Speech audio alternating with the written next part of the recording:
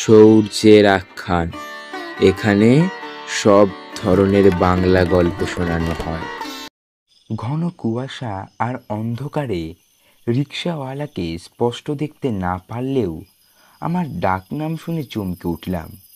মনে মনে ভাবলাম, চন্দন তাহলে কথা রেখেছে, নিজে আসতে পারেনি, রিকশা পাঠিয়ে দিয়েছে। সত্যি ওর কর্তব্যবোধ এখনো আছে। ওকে বললাম, তাহলে ভাই একটু দাঁড়াও, আমি আমার সুটকেসটা নিয়ে আসি। বৃহস্পতিবার 9:30 রাত, শুধু গল্প শোনার রাত, সঙ্গে সৌর্যদ্বীপ। আজকের গল্প সেদিন রাতের ঘটনাটা। লেখক নীতিশ বসু। শুরু হচ্ছে গল্প পাঠ। বৃহস্পতিবার 9:30 রাত, শুধু গল্প শোনার রাত, সঙ্গে সৌর্যদ্বীপ। সেদিন রাতের ঘটনাটা এখনো আমার মনে পড়ে। মনে পড়লেই ভয়ে শিউরে উঠি। বন্ধুর বাবার অসুখের খবর পেয়ে গিয়েছিলাম, কিন্তু আমার জীবনে এরকম একটা ঘটনা ঘটে যাবে ভাবতেও পারিনি। কেউ বিশ্বাস করুক আর না করুক, আমাকে বিশ্বাস করতে হয়েছিল। দুরন্ত আমার কথা শুনে হাসতে হাসতে বলল, দুর্জয় মামা, তুমি ভয়ে শিউরে উঠেছিলে, এ কথা আমাকে বিশ্বাস করতে হবে? আমি বললাম, হ্যাঁ রে, ঘটনাটা সত্যি। দুরন্ত বলল, তোমার সত্যি ঘটনাটা আগে বলো, তারপর। আমি বললাম, তোর পড়ার ক্ষতি হবে না তো? দুরন্ত বলল, হ্যাঁ, তুমি যে কি ভাবো। একটু থেমে বলল, না, আর দেরি করো না, বাবা এসে গেলে আর শোনা যাবে না। আমি বললাম, তাহলে শোন। আমার বন্ধুর বাবার অসুখের খবর পেয়ে আমি ট্রেনে করে যাচ্ছিলাম। ট্রেনটা ধূপগুড়ি স্টেশনে এসে যখন দাঁড়ালো, রাত তখন প্রায় 3টে হবে। ট্রেন থেকে নেমে প্ল্যাটফর্মে দাঁড়িয়ে অবাক হয়ে গেলাম। চন্দন, মানে আমার বন্ধু, ওর আসার কথা ছিল, এলো না কেন? তাহলে কি ওর বাবার? আবার মনে মনে ভাবলাম, হয়তো ট্রেন লেটের খবর শুনে ফিরে গেছে, কাল সকালে আসবে হয়তো। তাছাড়া এখানে যা শীত পড়েছে, আমাদের দিল্লির শীতও লজ্জা পাবে। তো আমার সঙ্গে যে দুজন যাত্রী নেমেছিল, এরা ছাড়া গোটা প্ল্যাটফর্ম ফাঁকা। আমি অনেক বছর পরে এসেছি। ইচ্ছে করেই যাত্রী দুজনের একজনকে জিজ্ঞেস করলাম, দাদা, আপনারা কোথায় যাবেন? আমার কথা শুনে একজন বললেন, যাবো তো বানারহাটি, কিন্তু এত রাত্রিরে যাবো কেমন কইরা? হ্যাঁ, ভাবছি বাকি রাতটুকু এই ওয়েটিং রুমেই থেকে যাব। তা কাল সকালে চইলে যাব। তা আপনি কোথায় যাইবেন? আমি বললাম, ধূপগুড়ি, মানে বৈরাতিগুড়ি। একটু থেমে বললাম, একটা রিক্সা পেলেই চলে যাব, আমাকে যেতেই হবে।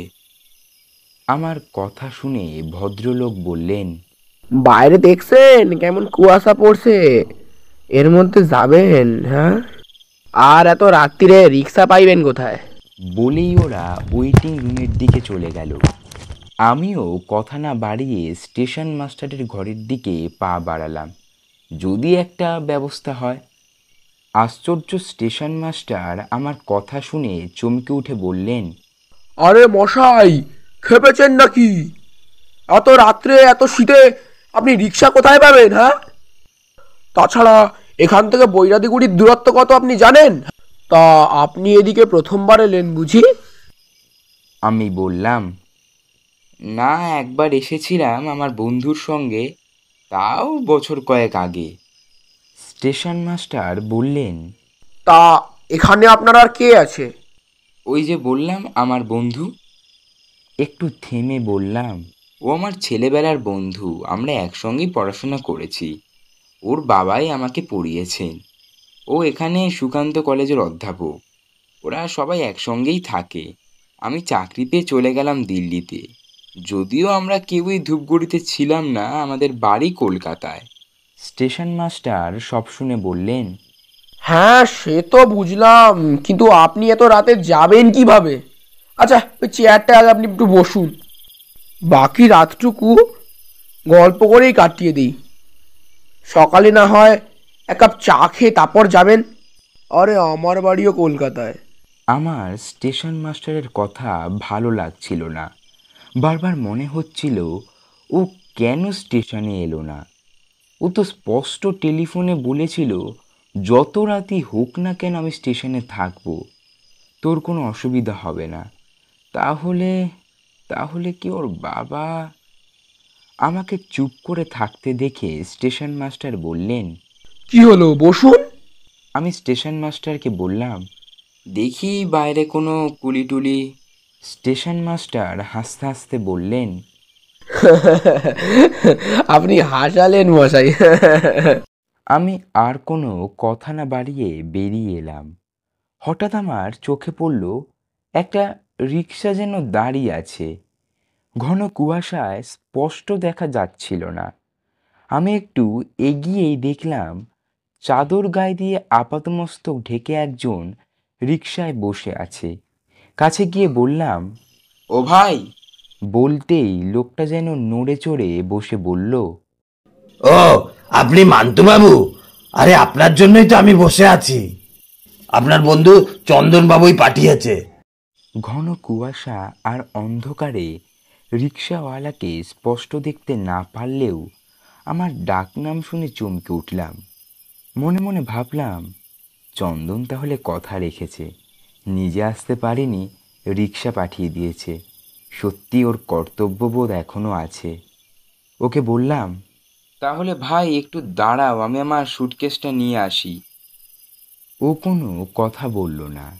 আমিও আর দেরি না করে সুটকেসটা নিয়ে এসে রিকশায় উঠে বসে বললাম, তোমার নাম কি ভাই? ও আমার কথা শুনে বলল, আমার নাম আমার নাম কাশীনাথ হালদার। ধূপগুড়ি স্টেশন থেকে বৈরাতিগুড়ি অনেকটা দূর। মনে মনে ভাবলাম, এত রাতে কি যাওয়াটা ঠিক হলো? আজকাল শুনেছি এইদিকে ডাকাতদের উৎপাত খুব। আবার মনে হলো, যার বাবা অসময়ে সাহায্য করে বড় করেছেন তার অসুখের সংবাদ পেয়েও দেরি করে যাওয়াটা কি ঠিক হতো? রিকশাওয়ালাকে বললাম, তুমি এত শীতে কষ্ট করছো, তারপরে নির্জন পথে, তোমার ভয় করছে না? রিকশাওয়ালা বলল, তা বাবু, শীতে কষ্ট হয়, নির্জন পথেও ভয় হয়, কিন্তু এ বয়সে না খাটলে আর কোন বয়সে খাটবো? হঠাৎ মনে হলো আমার রিকশাটা যেন মনের মতো ছুটছে। এত জোরে রিকশা চলতে পারে ভাবতেও পারছিলাম না। আবার ভাবলাম, ফাঁকা রাস্তা, তাছাড়া জোরে চালালে হয়তো ওর শীত কম লাগবে। দেখতে দেখতে ধূপগুড়ি বাজারে ঢোকার আগে বাঁ দিকে শ্মশানের কাছে এসে গেলাম। মনে হলো কিছুক্ষণ আগে শ্মশানে একটা মৃতদেহ পোড়ানো হয়েছে। পোড়া গন্ধ বাতাসে নাকে আসছে। পকেট থেকে রুমাল বের করে নাক ঢেকে বললাম, মানুষ পুড়লে এমন গন্ধ হয়? রিকশাওয়ালা আমার কথার কোনো উত্তর দিল না। আমি কথার প্রসঙ্গ পাল্টিয়ে বললাম, ট্রেনটা বেজায় লেট, যেখানে পৌঁছানোর কথা দুপুর 2টোয়, সেখানে দেখো রাত প্রায় 3টেই পৌঁছলো। একটু থেমে বললাম, তুমি চন্দনকে চেনো বুঝি? এবার রিকশাওয়ালার মুখে কথা এলো, চন্দন বাবুকে চিনবো না মানে? আমার রিক্সাতেই তো রোজ কলেজে যান। বড্ড ভালো মানুষ। কলেজে চাকরি করলে কি হবে, কোনো অহংকার নেই। গরিব ছেলে মেয়েদের বিনা পয়সায় পড়ায়। এমন শিক্ষক লাখে একটা পাওয়া যায় কিনা সন্দেহ। সামান্য একটা রিকশাওয়ালার মুখে চন্দনের প্রশংসা শুনে গর্ব হলো। মুখে বললাম, তুমি তাহলে ওর বাড়ির সব্বাইকে চেনো? রিকশাওয়ালা বলল, খুব ভালো করে চিনি। ওর বাবার খুব অসুখ, আপনাকে নাকি দেখতে চেয়েছেন। আপনাকে তো টেলিফোনও করেছিলেন। আমি বললাম, ওরা সবাই ভালো আছে তো? ও আমার কথা শুনে ঘাড় কাত করে বলল, ভালো। আমিও আর কথা না বাড়িয়ে এদিক ওদিক দেখতে লাগলাম। এসটিএস ক্লাবের পাশ দিয়ে যেতেই বললাম, ও ভাই, ওরা যেন কোন ক্লাবের পাশের গলিতে থাকে? রিকশাওয়ালা আমার কথা শুনে বলল, সে আপনাকে ভাবতে হবে না, নবজীবন ক্লাবের আগের বাদিকের গলিটার শেষ মাথায়। ওর সঙ্গে কথা বলতে বলতে আসছিলাম, হঠাৎ রিক্সাওয়ালা রিক্সা থামিয়ে বলল, বাবু, আপনি নেমে যান, ওই যে আলো দেখছেন ওইখানেই।